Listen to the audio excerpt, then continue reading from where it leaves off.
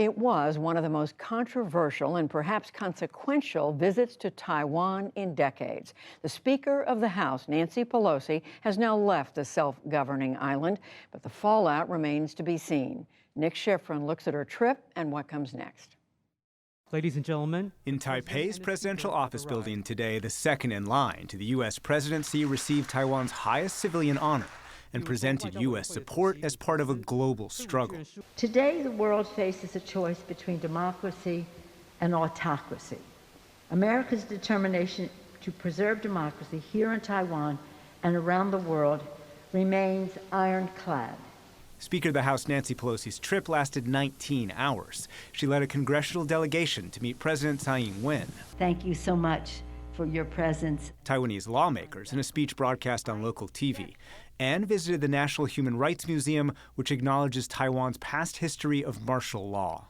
Pelosi also met with famous pro-democracy advocates who've been jailed by Beijing and who helped lead the 1989 Tiananmen Square protests. Chinese police abruptly halted a Tiananmen Square ceremony by 3 members of the U.S. Congress today. Her trip culminates more than 3 decades of criticizing Chinese human rights from Tiananmen Square. The massacre was shocking to us as was to everyone in the world. Tibet. The situation in Tibet has challenged the conscience of the world. And Xinjiang. This genocide must end now.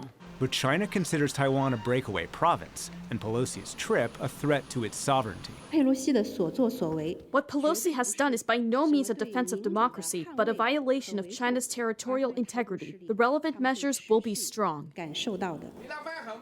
Those measures so far, Chinese naval drills in the Taiwan Strait. And today, fighter jets crossed the median line that splits the strait, which is just 80 miles wide at its most narrow. Beijing vows now to hold military exercises in 6 areas around the island, including inside territorial Taiwanese waters, the largest drills since 1995. Taiwan calls that reckless. China's announcement on its drills is equal to sea and air blockades. It has severely infringed our country's territorial sovereignty. And to discuss Speaker Pelosi's trip, I'm joined by Bonnie Glaser, Director of the Asia Program at the German Marshall Fund, a think tank, and Yun Sun, Director of the China Program at the Stimson Center, a foreign policy institute here in Washington, D.C. Welcome to both of you to the NewsHour. Bonnie Glaser, let me start with you. Should Speaker Pelosi have gone to Taiwan? Well, I think that Speaker Pelosi should have gone to Taiwan at another time. I really do think that it's the timing of this visit that makes it particularly sensitive, dangerous even. The Chinese certainly viewed the timing of the visit, I think, as provocative. The problem is this is in the run-up to the 20th Party Congress. It's right a day or two after the PLA anniversary and the leadership meetings that are coming up in Beidaihe that take place every summer.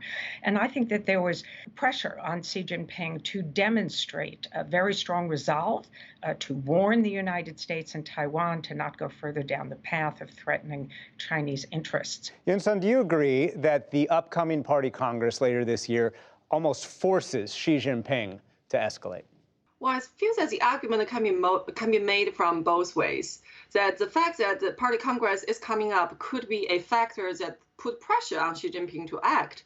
But at the same time, you could also argue that because Party Congress is so close, it's only 3 months later, Xi Jinping's top priority is domestic and his priority is stability. And therefore, he's not going to take forceful act in terms of the military response. So I feel that this Party Congress is really a factor that could be argued on both sides. Bonnie Glaser, why does Beijing seem so upset about this trip, as you say, and the timing of it, but also what President Biden has been saying? You referred to U.S. policy. He has referred in the last year 3 times to the possibility that the U.S. would support Taiwan militarily. Well, actually, I think that the president has the prerogative to say that he would come to Taiwan's defense, and he believes that that would strengthen deterrence. And yes, he has said that 3 times. What is more problematic from my perspective is that the president has repeatedly said we have a commitment to do so. He is, of course, referring to the Taiwan Relations Act from 1979, which does have some obligations that the United States has, particularly supplying weapons to Taiwan.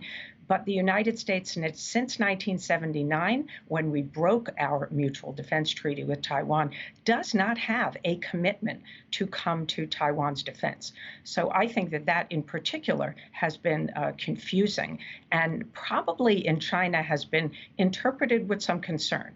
Yun-Sun, what has not been confusing this week is Beijing's anger and some of the live fire drills and some of the training exercises that Beijing has launched just in the last few days in response to Speaker Pelosi's visit. But do you believe, or do you see those as particularly aggressive? Actually, no. Actually, I see Beijing's response has been underwhelming, especially if you put it in the context of what the Chinese threats have been before the Pelosi visit to Taiwan. The Chinese threatened a no-fly zone, they threatened the missile exercises, they threatened a forced Taiwan Strait crisis if Speaker of the House Pelosi was going to visit Taiwan.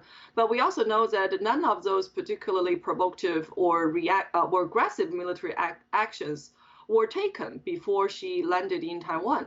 Now that she is gone, she is out of Taiwan, and the Chinese are putting on live fire military exercises.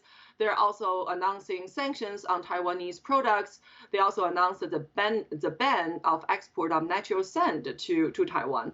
So which means to me that the Chinese reaction to the Pelosi visit has been primarily focused on punishing Taiwan rather than reacting to the United States. Bonnie Glaser, has the response been underwhelming, as Yun-Sun just said? Well, I do disagree, particularly if you look at the declared closure zones, which is where China is going to fire missiles.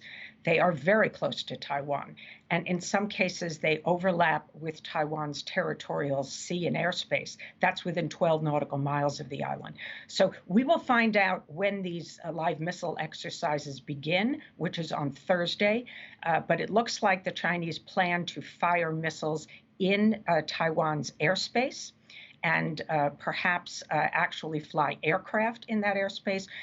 The tabloid Global Times, which not authoritative, but sometimes is correct, has said that China will fly its aircraft over Taiwan. Any of those things would be extremely provocative. And what I'd like to highlight is that these closure zones are close to Taiwan's ports. They are close to its international airport. This is very clearly a signal of capability to blockade Taiwan. So that is dangerous and provocative and escalatory. Yun-Sun, how dangerous are the next few days? I think it could get out of hand because the Chinese, in fact, are trying to gauge how Taiwan is going to react to these series of military activities planned by China, and whether, more importantly for the Chinese, whether the United States will come to Taiwan's support or Taiwan's rescue in terms of the Chinese planned military exercises. And quickly, Bonnie Glaser, the longer-term impact of Speaker Pelosi's trip, not only in Beijing and Taipei, but also here, tracking the Senate Foreign Relations Committee, considering the Taiwan Policy Act, which would dramatically increase U.S. military support to Taiwan.